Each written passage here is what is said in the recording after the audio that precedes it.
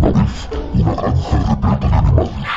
Un día una marmota que estaba cuidando 3 huevos vio como estos empezaban a abrir y nacían sus patitas.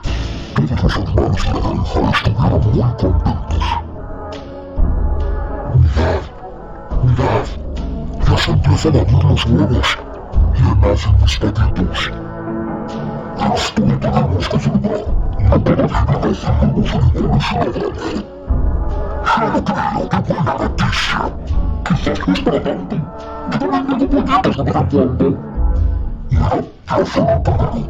No es preciosa. Y ahora un segundo. Y tengo que alegría para todos. Ya sale el cerdo.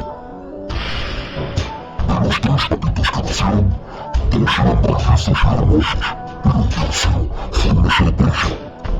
Los otros animales de la granja enseguida empezaron a hablar de él. ¡Pero esto es distinto! ¡Entonces está hermoso como nosotros! ¿Qué significa que no es como los demás? Todos mis patitos son preciosos. Bueno, quizás sí que este es un poco distinto. Todos son igualmente una maravilla. Si tú lo dices. ¿Ya lo miramos si todos son iguales? ¿Cómo? ¿Ya lo miramos? Los 3 patitos crecieron y pronto fueron conocidos por todos. Aunque uno de ellos era distinto y todos le llamaban el patito feo.